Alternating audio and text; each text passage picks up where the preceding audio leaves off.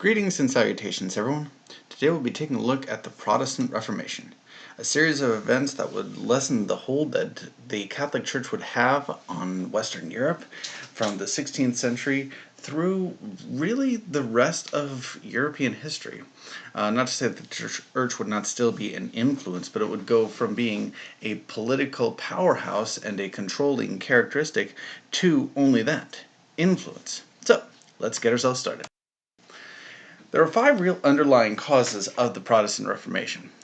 The first of these would be humanism. This was the real creation of the idea that humans were in control of their own lives, and that in and of itself was an afterbirth of the Renaissance, which had people questioning the role that authority could have, putting people back in the center of the sphere of things. The rise of the nation-state would come about, which inexorably had monarchs and kings wanting to have more power than a pope. This was great because they wanted local power, regional power, not necessarily intrinsic national power.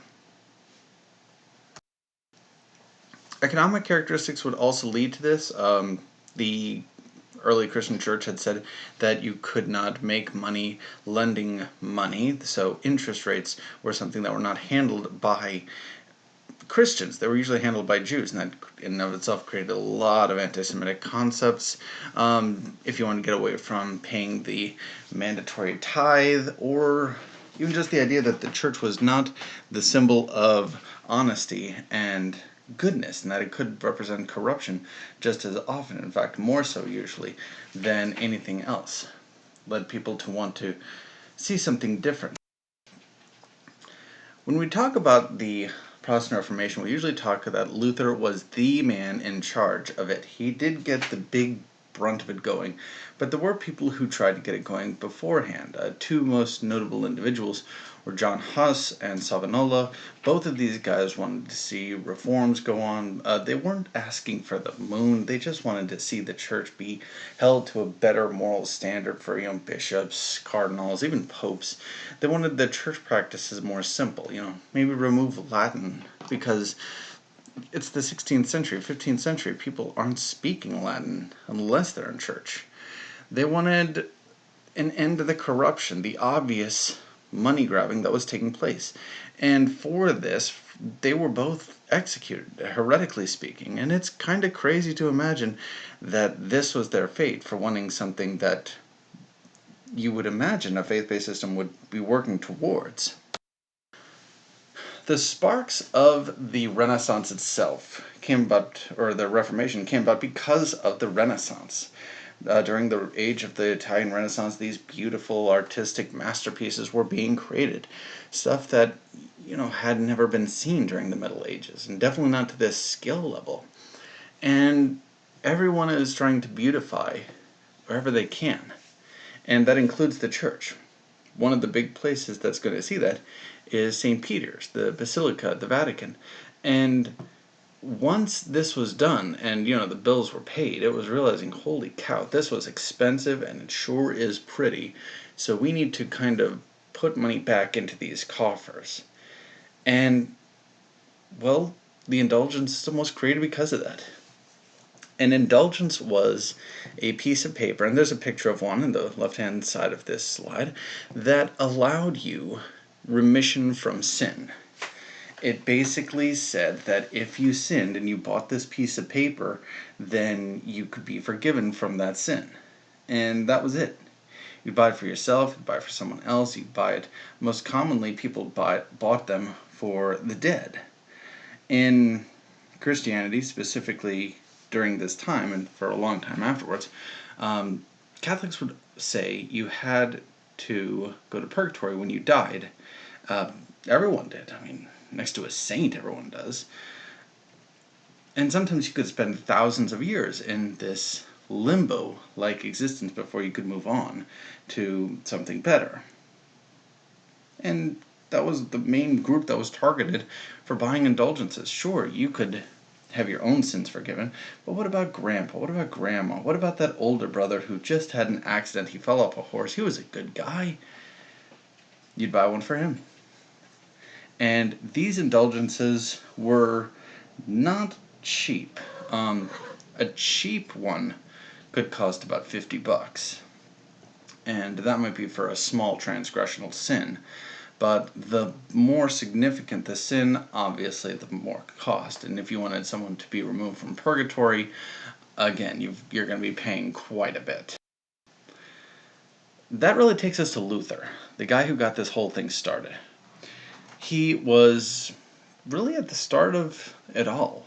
And by the dawn of the 16th century, he was no one special. I mean, he was a law student, he was quiet, he kept to himself, and till early July 1505, he's coming home from school, he's in a thunderstorm, he is running for his life, he is nearly struck by lightning a couple times, and he prays while he's on the road, and he is trying not to die, that if I survive this, I'll become a monk, I'll give my life over to the church. And he does survive, so he becomes a monk instead of a lawyer. This is something that, his father is going to really berate him about the rest of his life. But Luther was a very learned man before he entered theology, before he went on to get a PhD in theology, Bible studies. And he was expert at critical thinking, expert at analytical thinking before he had become a monk. So he was able to apply a lot of these thoughts to what he was doing. In 1517, John Tetzel, the papal indulgence salesman of this part of, well, it wasn't even Germany yet, it was still the Holy Roman Empire for another couple of centuries, came to Wittenberg, his home, and Luther had a big problem with indulgences. He said that it was against the teachings of the church, it was against the Bible, specifically the New Testament. It was unethical to pardon people based on money instead of pardoning people based on love. And so he compiled a list of arguments about the indulgence system. And they were the 95 Theses, a list of 95 things he had wrong with indulgences. And he nailed it to the church door on October 31st, 1517. Now, he wasn't doing this to make a big political statement.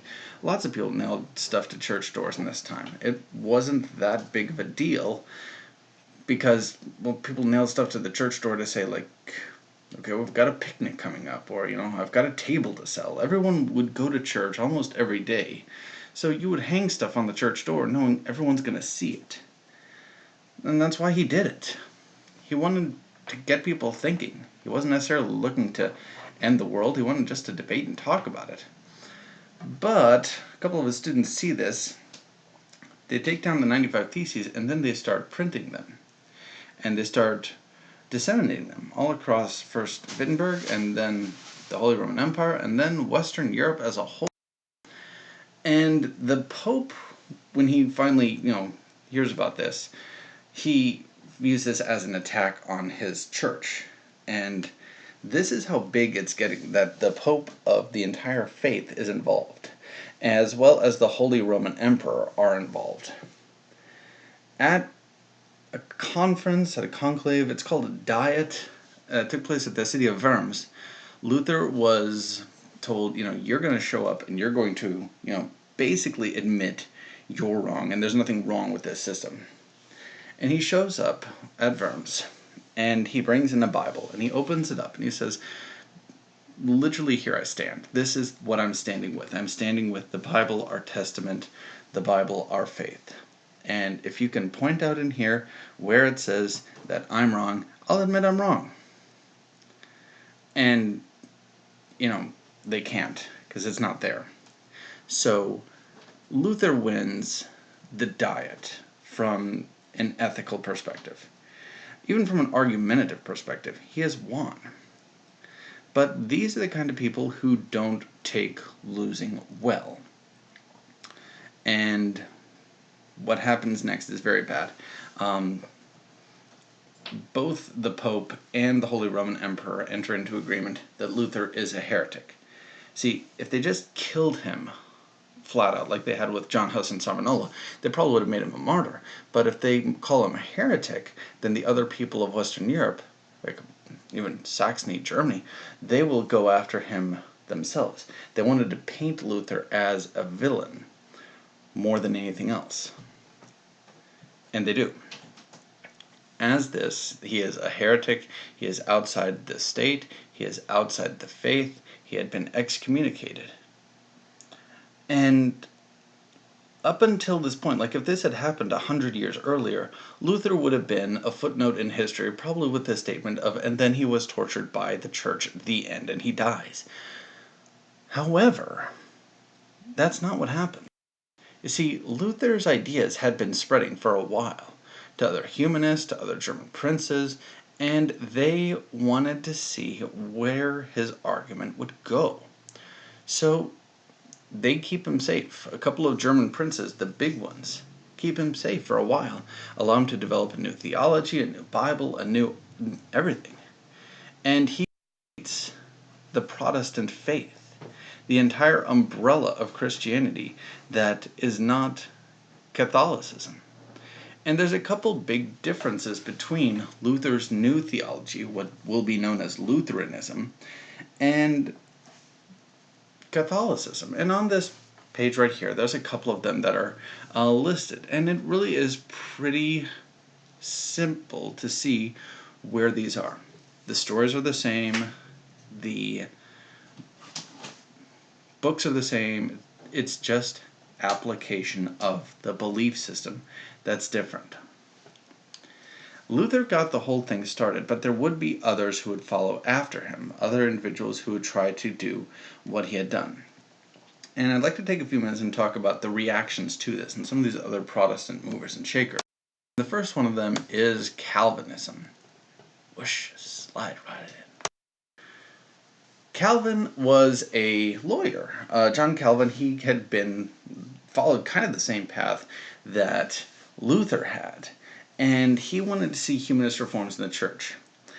And only a few years after Luther hung the 95 Theses, Calvin had created a new doctrine of faith as well, in response to what he felt the church needed to do. And he led a peasant uprising to try to take Switzerland from a Catholic place to a Protestant place. And unfortunately, it didn't go as he expected. He kind of thought that once his new branch of faith spread, once Protestantism spread under him, that the people would join him very quickly, and that didn't happen. Ultimately, he dies as a resurgence of Catholicism kind of moves across Switzerland. The major tenets of Calvinism that we see, first off, is predestination. That's probably the most significant thing that would typify Calvinism. The idea that your place in the universe was decided before you were born, and you had no reason to do anything else. Whether you were going to be saved or damned one way or another. And you were supposed to just live your life like you were going to heaven, and you would know if you were or not, as soon as you die. Second big thing is that Calvinists had a real good work ethic. Believed hard work would lead to a better place for other people. And also that there should be few distractions in life to life, Gambling, dancing, swearing, even how you dress is going to be indicative of things Calvinists are going to step away from. And the last big thing is that the church should rule as the state. Closer to a theology kind of thing, or a theocracy. And that was because Calvinists argued if you're putting the church in charge of your immortal soul, then you should also let them figure out who should lead and who should collect taxes and stuff. Next group I want to talk about is the Anglicans. And that's just a real fancy word for saying the Church of England. That started thanks to this man, Henry VIII. He was Catholic. He was super Catholic. He even had done a couple of writings about how good Catholicism was. He came out and wrote that Luther was the greatest threat to Catholicism, an infamous work of his, Defense of the Seven Sacraments. The Pope had even given him this title, Defender of the Faith, really showing the idea of what a Catholic absolute monarch would, could, should be. And this is the thing that's really hypocritical about him, because he wants to get a divorce. Um, After years of trying, he is unable to have a son. He has a daughter named Mary, and he loves Mary, but you're a monarch, you're supposed to pass the name and the line down to sons, and he doesn't have one. He wanted to get a divorce, but since he's a king and Catholic, getting a divorce is really, really hard. So he writes to the Pope asking for a annulment from his first marriage, under the argument that his wife was from Spain, and if something happened to him, Spain would kind of control / influence England, and this is a really veiled reason to want a divorce, and the Pope sees it that way also. So the Pope says, no, I'm not going to grant an annulment, I'm not going to grant an anything, and Henry responds simply by breaking with the church and creating his own new religion, the Anglican Church, the Church of England. He says that, Rome is too far away, Rome doesn't understand what we're trying to do here, so I'm going to make a new church, and I'm going to also make the king the head of that new church. And, they say it's Protestantism, but Anglican is much less Protestantism as it is Catholicism, just as it is. It's more of a Catholic faith than a Protestant faith. He goes on to divorce and marry and has another child, a daughter, and then he's notorious for his wives winding up dead in his pursuit of finding a son, and eventually he does, but things do not go well. Henry VIII dies, and his very young son becomes king, Edward. Now, Edward had always been sick. He had just been a sick kid who was born sick, and when Edward died during his teenage years, the role of succession passed to Henry's firstborn child, who was Mary. And Mary had been Catholic. Mary Tudor was Catholic. She had hated her father for ending Catholicism in England. She had believed that Catholicism was the only true faith, and she restored Catholicism to England, going on to kill 400 people who are still practicing Protestantism. And this is what's going to earn her that nickname, Bloody Mary. But she doesn't live to rule for very long. She dies of cancer and is replaced by the second sister, Henry's second daughter from his second marriage, Elizabeth. And when Elizabeth comes to the throne, she says, okay, Catholicism was a little extra, we didn't have these problems in our Protestantism, so we're going to go back to being a Protestant country. And it does. England becomes a Protestant country again, and will remain a Protestant country henceforth. It's kind of interesting that England goes back and forth between these religions, and the people as a whole, they are really pretty calm about the whole thing. They take it all in strides, and that's that.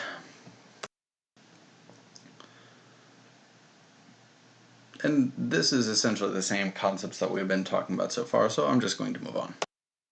Our last thing that we're going to talk about is the Counter-Reformation, which was really how the Catholic Church responded to the Protestant Reformation, simply by breaking with the church and creating his own new religion, the Anglican Church, the Church of England.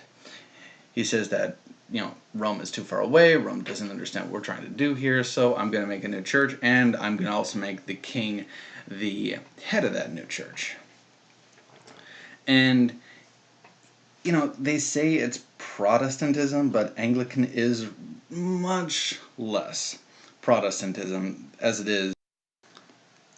And the Society of Jesus, the Jesuit order, the missionary group, grew very quickly and had a really broad title and mission, eliminating heretics in any way that might have shown up, including the spreading of the faith. And this they achieved through a couple of different means. Some of them included the Inquisition, which included torture to find anyone who was guilty and who was a witch. And in some cases, these means were extremely unorthodox, and you could be labeled a witch for doing something really simple, like, talking to an animal could be grounds for witchcraft, and then horrible punishment. The big reaction that the Catholic Church is going to do is the Council of Trent, which was a series of reform movements that were started in the mid-16th century, called by the Pope, to figure out what are we going to do before more people go to Protestantism. This was almost 3 decades after Luther had nailed his 95 Theses to the church door, and more places and people were abandoning Catholicism for Protestantism. This was a goal to save the church. The first thing they did was they talked about indulgences, and it was agreed that they were going to keep selling indulgences because that was making a lot of money, but they're just going to reform it and they're going to get rid of the abuses. Indulgence sales would keep on going for a while throughout the 16th century. Bishops were addressed next. See, at this time, you could be a bishop. You'd be a bishop in a couple of different places. Sometimes they didn't even need to be close by, and you didn't actually have to live in or near them. You could be living in southern Spain and hold a bishop title and role in North France, as well as Eastern Holy Roman Empire, Germany. And that was changed so that you had to live where you were supposed to work and be responsible to those people more directly. And the final big thing that we see is the creation of seminaries, the things that are going to help educate the people, whether it's a priest all the way up to a cardinal, what should be done, what should be the practice, what should be the faith. All of these things were done with the intent of making the church better. And by and large, they were successful in changing the roles that Catholicism had kind of fallen into. But it's worth pointing out that these were problems that the Catholic Church didn't get into overnight and didn't get out of overnight. It took a long time. And would continue to be a thing that people would point out and say this institution needs to change, and well, we'd see it continue to grow. And at its worst, the church would be attacked during the French Revolution, and the country would completely abandon religion as a whole. But that is a story for another time. So, hope you learned something today. Hope you had some fun. I'll see you next time.